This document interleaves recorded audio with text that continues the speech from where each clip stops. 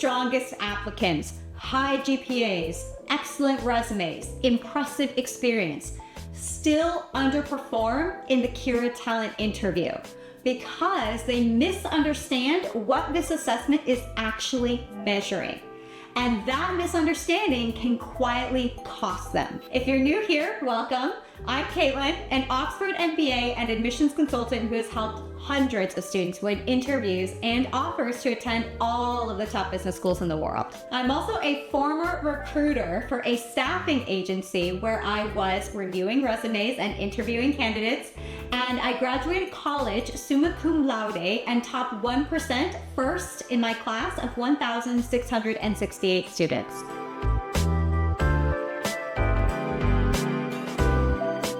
The Career Talent interview is a timed, recorded video assessment that is used by universities around the world in the application process for undergraduate and graduate programs. Now, what happens in the assessment is you're going to see a question appear, and you'll have a certain amount of time to read that question, think about your answer, and then the camera will come on and you'll have a certain amount of time to respond to that question.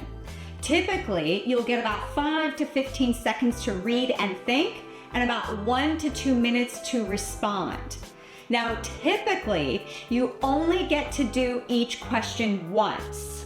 So that means that there are no do-overs. There's no live interviewer, no back and forth, and no opportunity to refine your answer after you say it. Admissions committees watch your recordings as part of your evaluation.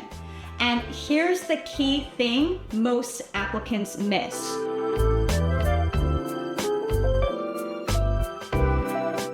Schools are trying to predict how you will perform in real-time situations, particularly in classroom discussions, in team-based projects, and very importantly, in job interviews after you graduate. Graduate programs especially depend on employment outcomes.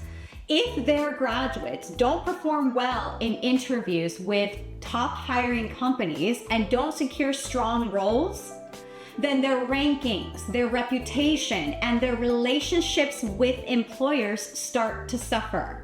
So when admissions committees review your CURA responses, they're going to ask themselves the questions: how will this person show up when a job recruiter puts them on the spot? How will they think under pressure? Do they communicate with clarity and maturity? Would I feel confident putting this person in front of employers?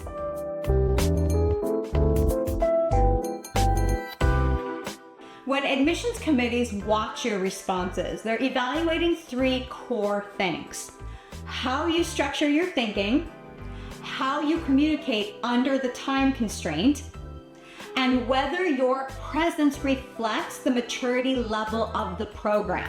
Notice what's not on that list. They're not grading your vocabulary.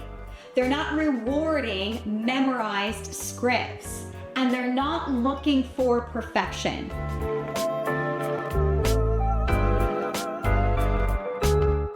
Strong applicants often give good answers. They'll talk about leadership, growth, teamwork, impact. Their answers are structured, professional, and safe, but they could belong to anyone. When answers are broad and interchangeable, admissions committees can't see how you will differentiate yourself in a job interview. Generic answers may feel safe, but the irony is that they're actually riskier.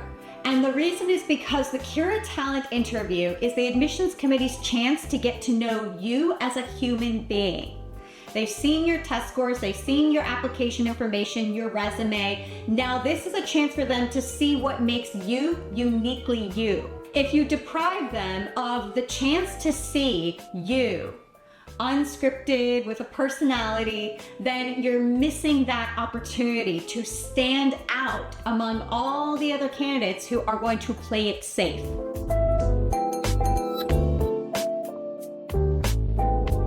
High performers interviewers love frameworks. And so they'll memorize the 3 that I teach my students: STARL, buckets, and 2-part. And structure absolutely matters. But if it's relied on too heavily, you stop thinking in real time. Your answer sounds assembled instead of alive. Job recruiters don't hire candidates who can deliver a perfect framework. They hire people who can demonstrate good judgment. And admissions committees are looking for the same thing. How do you prioritize information? How do you adapt under time constraints? And how do you respond when you can't over-prepare? The frameworks and the structure is there to support your thinking, not to replace it.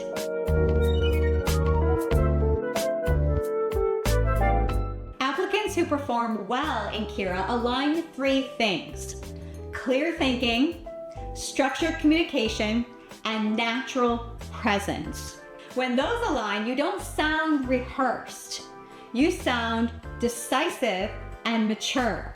And maturity under pressure is exactly what this format is designed to reveal.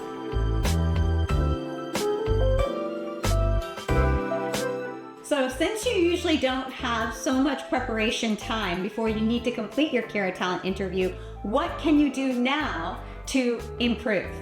So step 1 is to learn the frameworks. I make a separate video that goes into detail on each of the 3 frameworks that I teach my students, and I'll link to that video here. Different Kira questions require different structures. Some of the kinds of Kira questions you might see would be background, university and program specific, behavioral, critical thinking, personality, or highly random. Don't force every answer into one kind of template. You want to understand what the question is testing you for, and then you can build a structure based on what you want to show about yourself. Now, once you get really comfortable with the 3 frameworks that I teach my students, that is when you have the power to mix and match the frameworks and adapt them to different kinds of questions. So a lot of times my students will use the STARL framework within a buckets answer. So they'll use that STARL framework to tell a story, which is part of the evidence of one of those buckets. Also, it's worth mentioning that when you have a non-behavioral type question where you don't have to tell a story as the entire answer, then usually you can use either buckets or 2-part for that answer. For example, I was just helping a student with his HBS MBA interview prep, and for one of the questions I gave him, in my mind it was naturally a 2-part answer.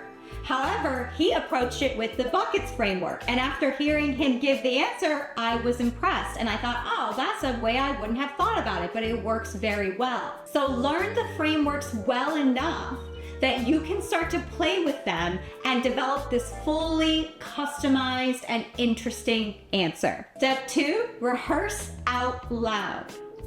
Don't just think through your answers, say them out loud. Use a timer and give yourself the thinking time and then the time to respond.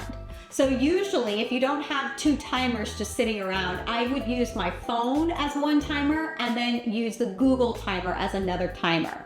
Now, if you don't know how much time you will actually be given for your Kira Talent interview, then you can default to using 15 seconds to read the question and think, and then 1 minute to respond, because it's usually easier to extend an answer than to make it more concise for people. Step 3 is to record yourself.